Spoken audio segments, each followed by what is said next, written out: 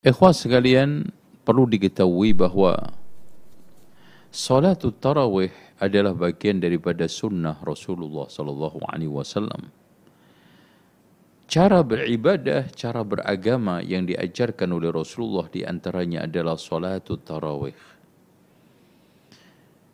Dan alhamdulillah Rasulullah SAW kalau sudah mengajarkan, melaksanakan, mencontohkan ibadah itu lengkap dengan tata caranya, ya, jumlahnya, waktunya, tempatnya, dan juga yang tidak kalah pentingnya adalah jenisnya.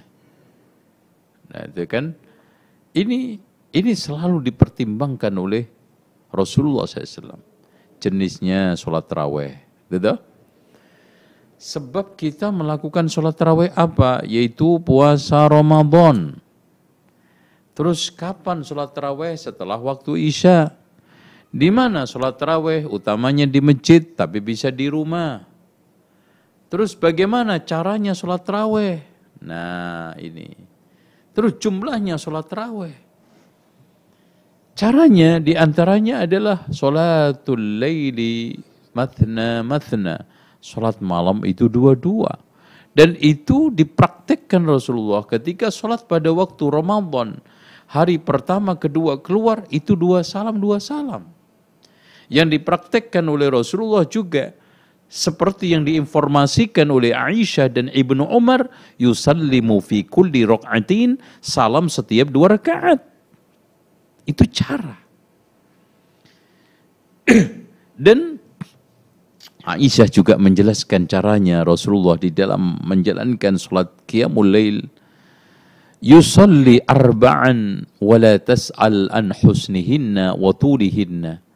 Rasulullah salat 4 rakaat, jangan kau tanyakan mana yang paling bagus, mana yang paling panjang. Alias Rasulullah salat 4 rakaat itu semuanya bagus, semuanya panjang.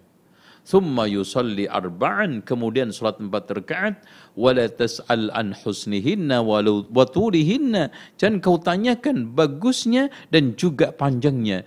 Thumma yusalli thalathan, berarti 4-4-3. Nah, apakah 4 salam? Tidak. Dijelaskan oleh Aisyah sendiri, yusallimu fi kulli raq'atain, salam setiap 2 rakaat, berarti maksudnya 2 salam setelah dapat 4 istirahat. Dan istirahatnya disebutkan sebagaimana yang telah diturunkan oleh Imam Al-Hafidh Ibnu Hajar Al-Asqalani, satu riwayat panjangnya itu 1 rakaat dari sholat tersebut. Itu untuk apa? Untuk murni istirahat. Karena sholat tarawih itu panjang. Bahkan pada zaman Umar bin Khattab itu yaqumuna alal asa, berdiri di atas tongkat. Yaitu karena panjangnya. Dengan demikian, istirahat itu asalnya hanya untuk mengambil tenaga, asalnya untuk mengambil semangat. Supaya dia pulih lagi tenaganya, semangat lagi untuk sholat berikutnya. Lebih panjang dan lebih bagus. Nah, kalau seandainya masa diam itu kita gunakan untuk zikir, boleh. Tapi sifatnya mutlak, bebas gitu loh. Mau baca istighfar, tahmid, tahlil, tahmid, semuanya dibolehkan. Baca subhanallah, alhamdulillah, wa la ilaha illallah, wa Allahu akbar. Tetapi kalau sekarang kita harus ada zikirnya, bahkan dipaten dengan suatu ketetapan khusus, harus itu saja. Buktinya di mana-mana bacaannya itu nggak bisa berubah. Dan dengan kemudian kedua dilakukan bersama-sama seperti kur, ini adalah ibadah tersendiri. Tidak pernah dicontohkan oleh Rasulullah. Sementara Rasulullah SAW mengatakan, man amila amalan laisa alaihi amruna fawaradun. Jadi tolong dibedakan. Istirahat sambil zikir, zikir sambil istirahat. Artinya, kalau kita zikir sambil istirahat, artinya ada zikir khusus ketika istirahat. Ini beda dengan sekarang istirahat sambil zikir. Kita beristirahat. Jangan sampai kita bengong, jangan sampai kita sekarang ini lewatkan, gunakan untuk mungkin membaca Al-Quran, mungkin kita sekarang membaca istighfar, salawat, terserah.